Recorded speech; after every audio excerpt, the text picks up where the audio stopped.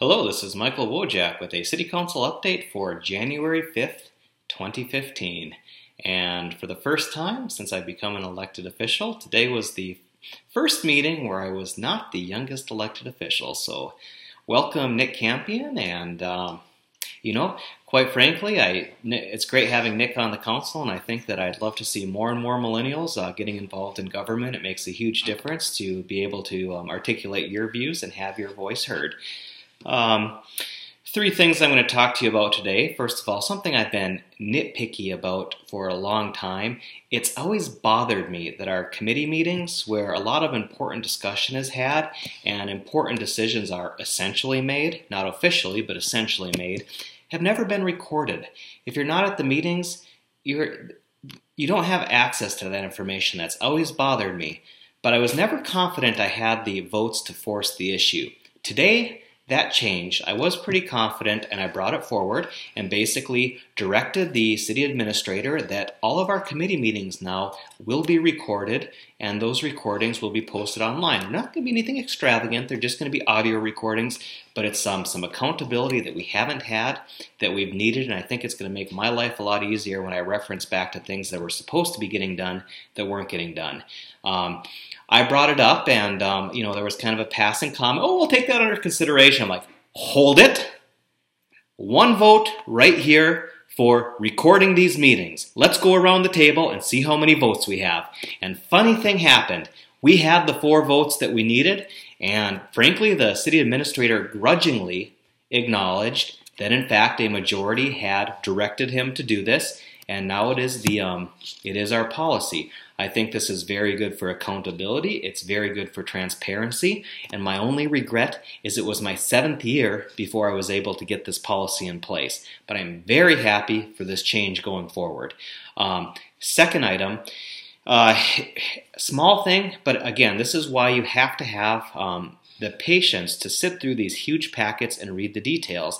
Buried in 29 different items we approved by consent was a little one line that stated that there were 2 projects where we're pursuing acquiring some land, and if we don't get it, we're going to have to go through an eminent domain process to take the land for some public projects that we're doing.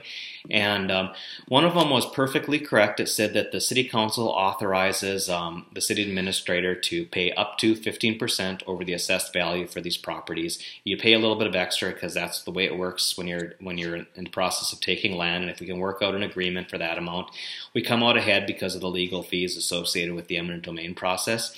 But if it's over 15%, then the city council they're the people that have to then approve that, which makes sense. You don't want to sign over a blank check. But reading a second one, the same thing, the first 15% city staff came up with, but then it actually, if you read it in 2 places, it said anything above 15% could be approved by the city administrator. Well, no way. I'm not signing a blank check with no oversight whatsoever. I brought the question up, and staff revealed that it was probably an error, that the city council was supposed to have the oversight over 15%. However, that's not what it said twice. So we did catch that, and now the city council still has the final say on anything that comes in over 15% of assessed value.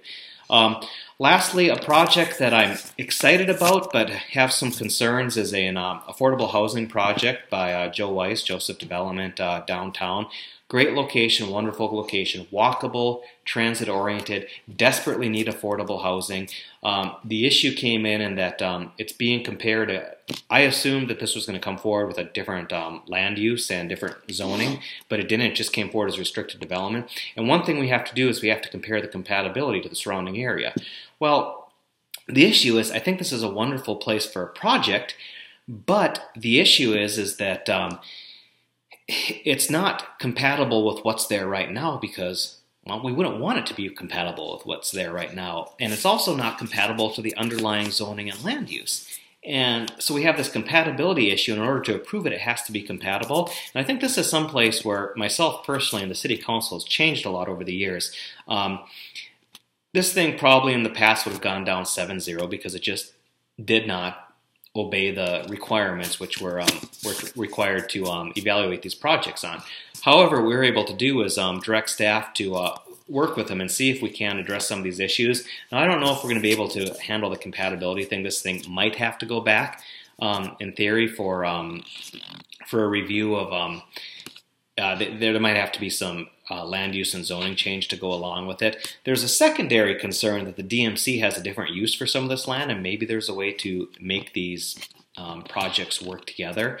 But made it very clear that DMC is a theory right now. It's not an adopted plan. It's nothing that we consider when we look at these projects. So while a lot of people express concern about what was potentially there, the key issue is that it's not part of our decision-making process. In the future, it might be, but right now we have to compare the project against what's there right now.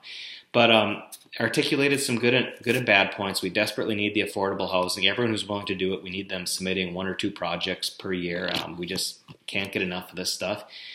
Critically important.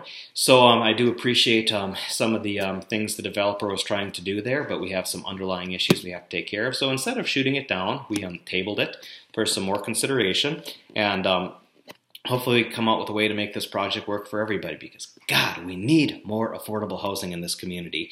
And a lot of people also came up and commented on the architecture, and had some concerns about that. And there were a few things that was perhaps lacking in, and there were I get word that there were some rather snarky comments being made by the public, talking about how poor people don't need good buildings, don't need good architecture. So, God, I hope that wasn't true. That's pretty distasteful if you actually have people saying that. But I believe that everyone deserves a safe, convenient, affordable place to live. It's something that's fundamental to local government, and I'll keep working towards that. So thank you again for watching. Absolutely wonderful having Nick Campion on the City Council, and I will catch you next time. Happy New Year.